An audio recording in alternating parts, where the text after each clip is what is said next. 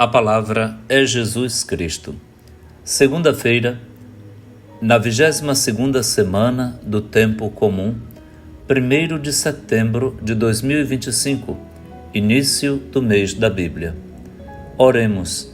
Deus onipotente, fonte de todo dom perfeito, semeai em nossos corações o amor ao vosso nome e, estreitando os laços que nos unem convosco, fazei crescer em nós o que é bom e guardai com amorosa solicitude o que nos destes. Por nosso Senhor Jesus Cristo, vosso Filho, que é Deus, e convosco vive e reina na unidade do Espírito Santo, por todos os séculos dos séculos. Amém. A liturgia da palavra de hoje tem na primeira leitura o texto da primeira carta de São Paulo aos Tessalonicenses, no capítulo 4, versículos de 13 a 18. O salmo responsorial será o Salmo 95, com 4 estrofes, tendo entre elas o refrão: O Senhor vem julgar nossa terra. E o evangelho será o de Lucas, no capítulo 4, versículos de 16 a 30. Paulo escreve sua primeira carta a esta comunidade. Esta carta que estamos lendo, ouvindo, desde a semana passada. Ela tem um escopo bastante definido. Paulo quer esclarecer para os Tessalonicenses as coisas do fim. Taeskata, em grego, quer dizer as coisas do fim, portanto, de onde vem escatologia. A escatologia cristã recebe das primeiras comunidades a sua base de fé e doutrina. E, portanto, Paulo quer dizer que, com relação aos mortos, os tessalonicenses não se preocupem sobre este fim dos que já morreram, e nem com a vinda do Senhor, que era propalada iminente. Com relação aos mortos, quando da vinda do Senhor, os que morreram em Cristo vão ressuscitar com Ele. E nós, os que estivermos vivos, vamos ser arrebatados com eles também para o juízo e a vida eterna. Portanto, todos vão ressuscitar. Todos os que morreram em Cristo e os que esperam a sua volta. Nós celebramos a Eucaristia, proclamamos que o Senhor morreu e ressuscitou, e esperando a sua volta.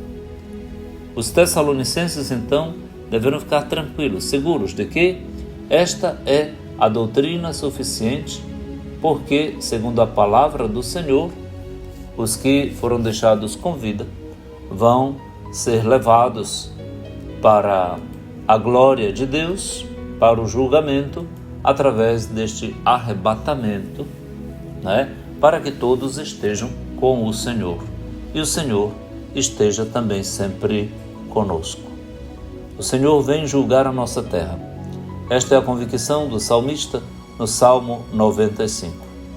E no Evangelho, Jesus é situado por Lucas num dia de sábado, visitando a sinagoga da sua cidade de Nazaré, onde lhe é dado o livro do profeta Isaías, e ele se levanta para fazer a leitura, lendo o texto de Isaías que diz: O Espírito do Senhor está sobre mim, porque Ele me consagrou com a unção para anunciar a boa nova aos pobres, enviou-me para proclamar a libertação aos cativos e aos cegos a recuperação da vista, para libertar os oprimidos e para proclamar um ano da graça do Senhor. Jesus fecha o livro, emblematicamente, porque agora fecha-se a profecia e abre-se o livro da vida de Jesus. Daí em diante ele vai viver aquilo ali, portanto vai realizar. E então Jesus mesmo se encarrega de dizer: hoje se cumpriu esta passagem que acabastes de ouvir. Esta passagem da Escritura que acabaste de ouvir se cumpriu hoje. Que hoje é esse? O hoje escatológico, perene, da vida de Jesus e dos seus discípulos, que agora, seguindo Jesus, vão dar execução a esta passagem da Escritura, a esta profecia, porque a messianidade de Jesus passa para todos os que o seguem e nele creem. O Messias que os judeus esperavam não podia ser Jesus.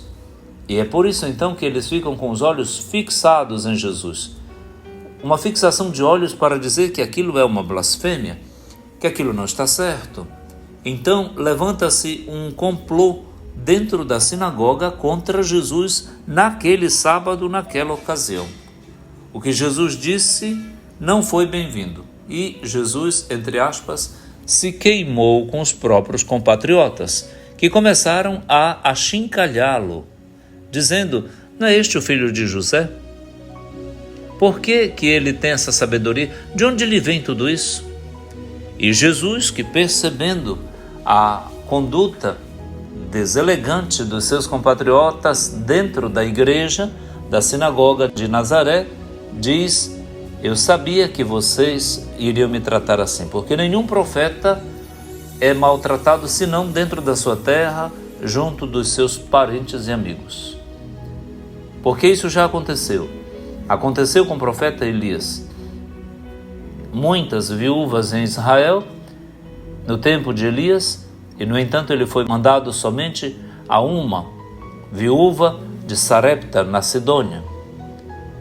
E no tempo do profeta Eliseu, havia muitos leprosos em Israel e foi curado somente um, Naamã, que não era de Israel, era sírio. Quando eles ouviram isso, ficaram tão zangados, porque se sentiram acusados de terem vivido atualmente aquilo que foi feito no passado com os profetas.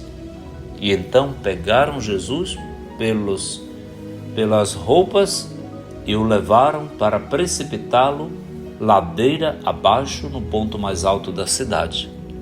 E no entanto, Jesus, passando no meio deles, continuou o seu caminho, porque a palavra não pode ficar presa e agora a profecia concretizada vai se mostrar, se revelar plenamente na vida de Jesus e dos seus discípulos.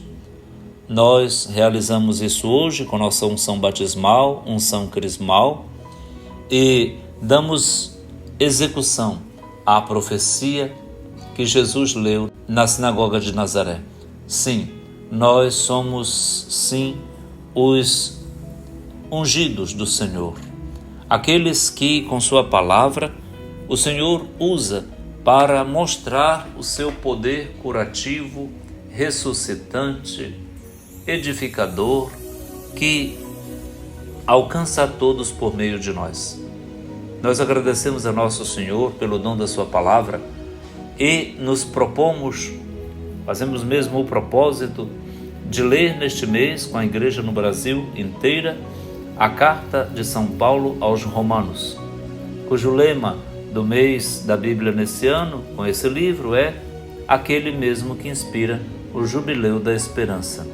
A esperança não engana, Romanos 5:5.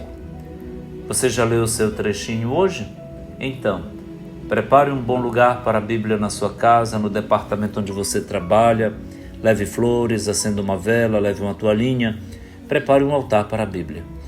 E aí, leia e faça ouvir, possivelmente dentro dos respeitos pelas circunstâncias, pelos limites, um trechinho, uma linha da carta de São Paulo aos Romanos a cada dia na sua história de vida ao longo deste mês da Bíblia.